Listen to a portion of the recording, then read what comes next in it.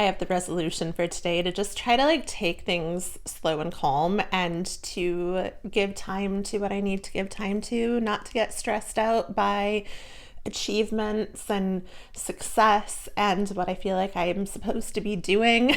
And like, what did I write in my journal this morning? Let me check. It's real. See, I really did write them. Perhaps today I should again set myself the goal of trying to enjoy myself, to take each thing as it comes and make the most of it. That was not very good. Wise words, let me tell you that. And now, I mean, this really comes in the context of like me trying to figure out like my relationship with time, primarily like units of time, why we assign different levels of value to different units of time. And it was in this context, indeed, that when I found myself at the bookstore a few days ago, I picked up, it's over there, I'm not going to get it as a visual aid, I've already shown it in a video, but I picked up Saving Time. Oh my God. It is called Saving Time. And so it's in this context that a few days ago when I found myself at the bookshop that I picked up Saving Time by Jenny Odell. And I hadn't like planned to get this book. I actually planned to get Capitalist Realism by Mark Fisher, which I also did get, but haven't started reading yet. And I decided to read this one first because like I have been obsessed with the clock lately and with ideas of productivity and whether I'm doing enough. And I felt like this might really be helpful to me in just understanding time. And like, as I was reading this morning, something really interesting happened to me.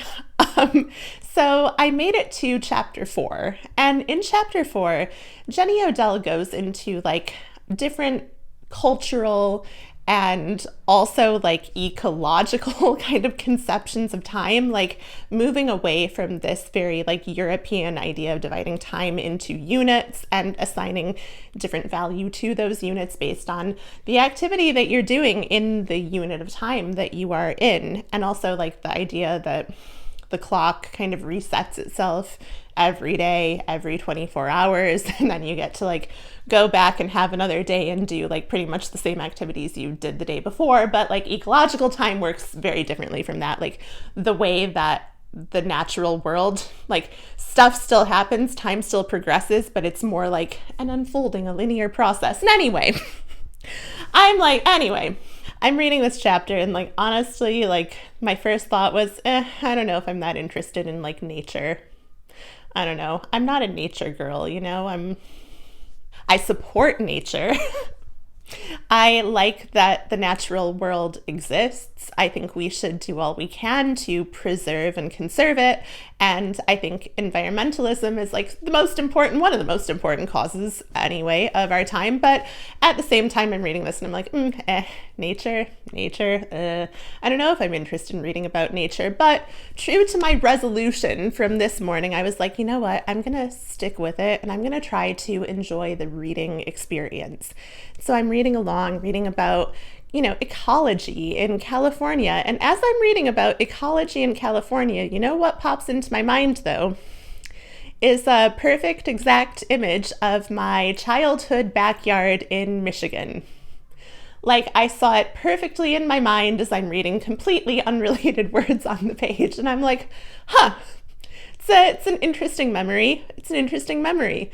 So like, we moved out of that house when I think I was like 13, almost 14.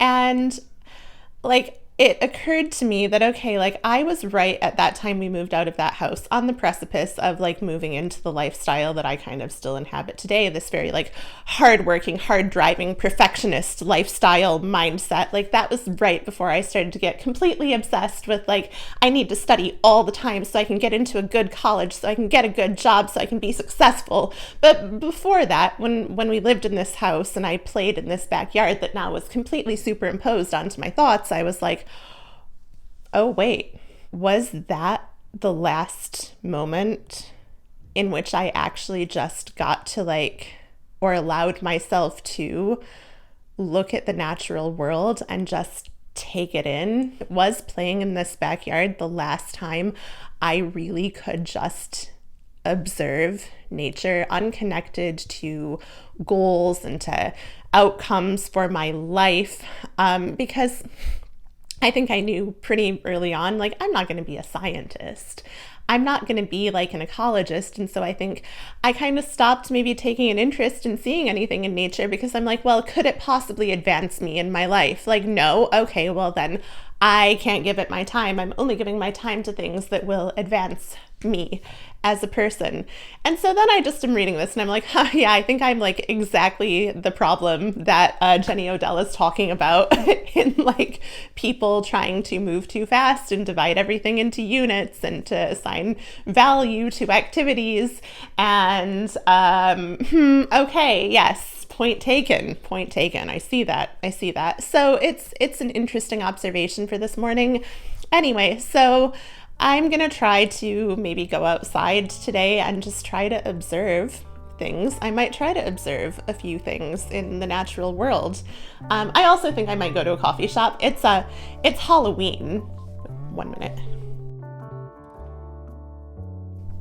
Yeah, so it's Halloween, and I've decided I think I have to get a pumpkin spice latte naturally. And I saw a really cute place with like really cute like Halloween themed paintings in its windows, and I've never been there before, and I could well see some nature on the walk there too. So I think I'm gonna go there, get a pumpkin spice latte, and just really try to like take in the world, observe the day, you know?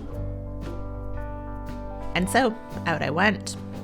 I tried really hard to focus on the world around me, to be present in what I was seeing, to look at every flower, every leaf. Now, can I say I returned to a point of childhood wonder? Not so much. Not so much. However, I liked looking at the nature, and also, though, I really liked seeing the juxtaposition of the natural with the urban landscape. Like, ooh, wow, like vines growing on the side of a building with like a tower block imposing in the background. Wow, I mean, wow, that's cool.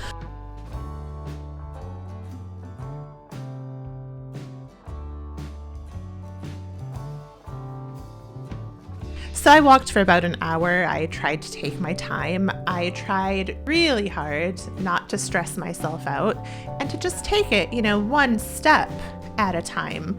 I made it to the coffee shop. I did indeed get my pumpkin spice latte. And in this coffee shop, I don't believe there was Wi-Fi. So I was forced to sit there and think about my fiction project, and it felt kind of almost uncomfortable to be doing this thing that was just completely for me, but also I came away from the experience feeling quite good.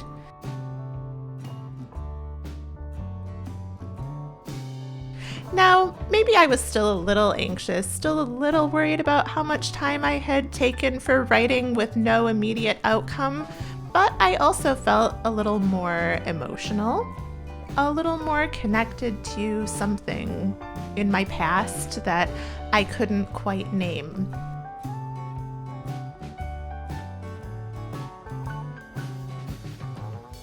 I'll leave it on a quote from Saving Time. The co-creation of events of our lives do not play out in external, homogeneous time. They are the stuff of time itself. Grasping this fully can be like the moment you have a conversation you've rehearsed in your head. Your rehearsal can never be complete because your imagination was missing not only the person you're talking with, but yourself in each moment.